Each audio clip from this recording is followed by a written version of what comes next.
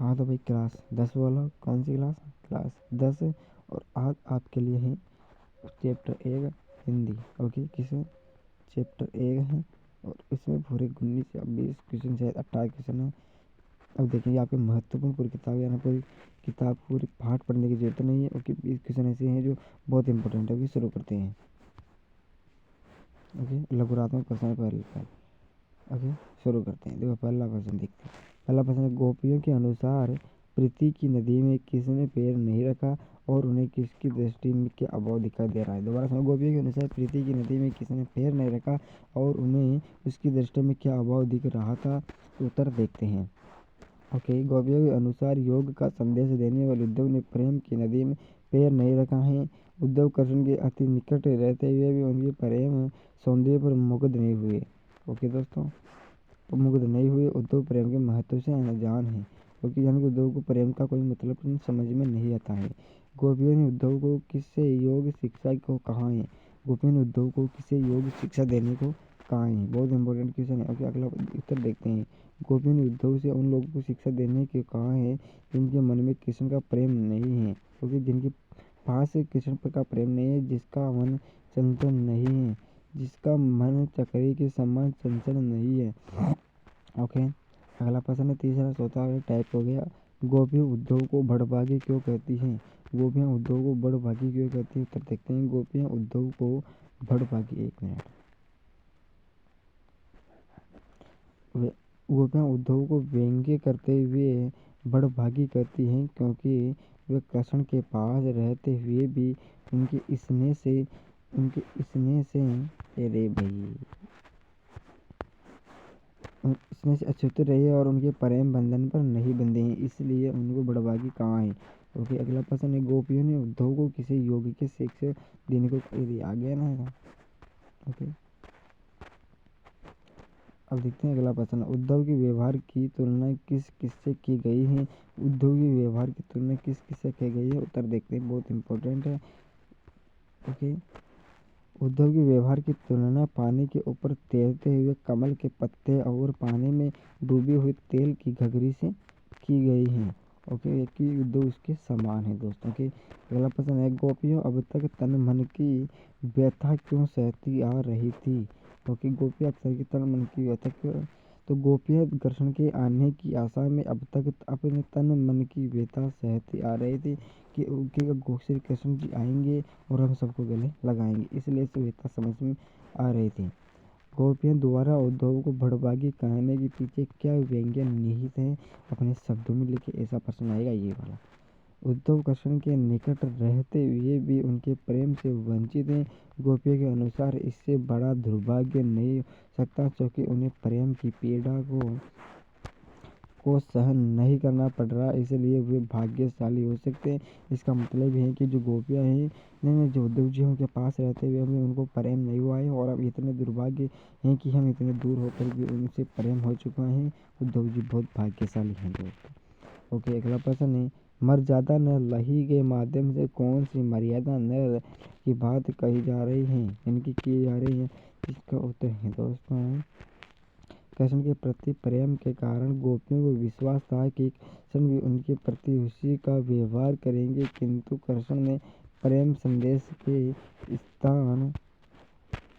स्थान पर योग संदेश भेजकर प्रेम की मर्यादा को नहीं रखा है। उन्होंने प्रेम संदेश नहीं भेजा है और योग संदेश भेज दिया उद्धव के द्वारा। अगला प्रश्न, गोपियाँ उद्धव के विषय में क्या सोचती हैं? गोपियाँ उद्धव के विषय में क्या सोचती हैं? गोपियाँ उद्धव को ऐसा व्यक्ति मानती हैं जो प्रेम के बंधन से मुक्त है। उनके हृदय में प्रेम की भावना का अभाव है। हृदय में प्रेम भाव न होने के कारण उद्धव को विरह भावना का अनुभव होता है। किसका? विरह भावना, यानी कि दुखी भावना का अनुभव होता है।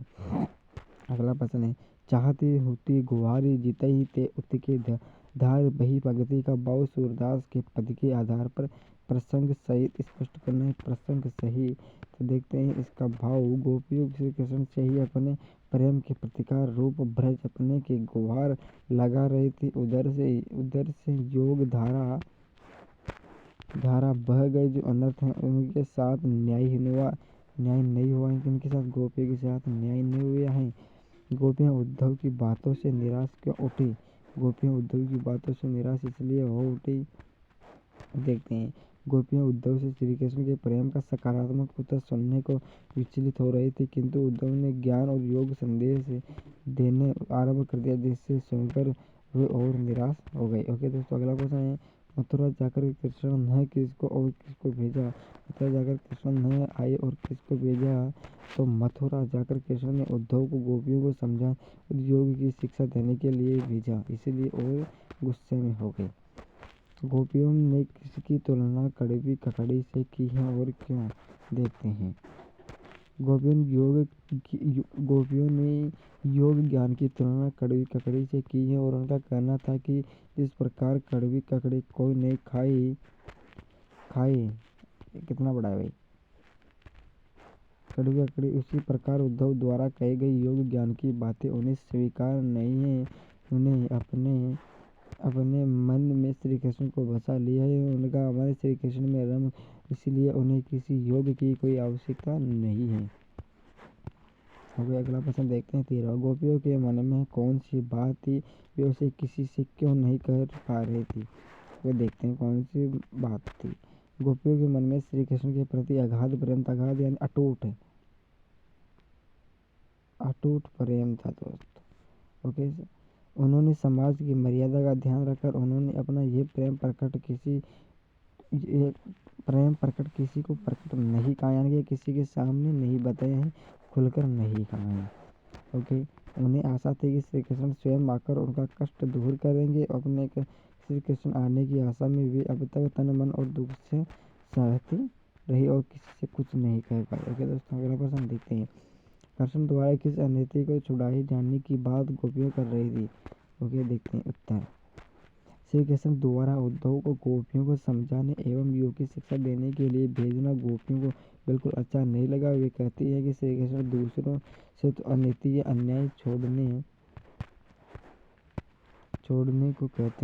की बात करते हैं, किंतु हमारे साथ ऐसा करना, हमें सताना और विरह की आग में जलने अन्याय है, ये भी अनिति है दोस्तों। ओके, उनके साथ न्याय नहीं हुआ है। ये अगला प्रश्न है, गोपियों ने योग के ज्ञान को व्याधि क्यों कहा? क्या कहा?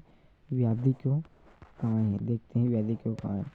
गोपियों के अनुसार योग साधना पूरी तरह से निरर्थक है, क्योंकि उनका मन कृष्ण के प्रेम में सदा से स्थिर रहा है। वे कृष्ण के प्रति एक निष्ठ प्रेम रखती हैं। उन्होंने योग साधना को इसलिए पहले कभी नहीं देखा था, सुना था, इसलिए वे उसे व्याधि बताकर उसे अपनाना नहीं चाहती हैं दोस्तों। ओके, अगला प्रश्न देखते हैं, गोपियों को योग का संदेश कैसा लगा, उसका उन पर क्या प्रभाव पड़ा?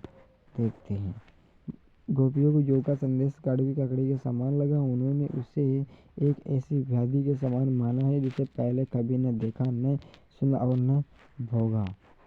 ओके, वे उसे निरर्थक एवं अरुचिकर मानती हैं। योग की बातें सुनकर गोपियों को कृष्ण के गोकुल आने की जो आशा थी वे खत्म हो गई, जिससे वे और अधिक गुस्से में हो गए और वे अधिक गुस्से में हो गए। ओके दोस्तों, यहाँ से डॉट कट गया। अभी पीडीएफ बनाते समय अगला प्रश्न है, अब गुरु ग्रंथ पढ़ाई का आशय स्पष्ट कीजिए। अब गुरु ग्रंथ पढ़ाई का आशय यह है कि कृष्ण तो पहले ही बुद्धिमान और चतुर थे, अब तो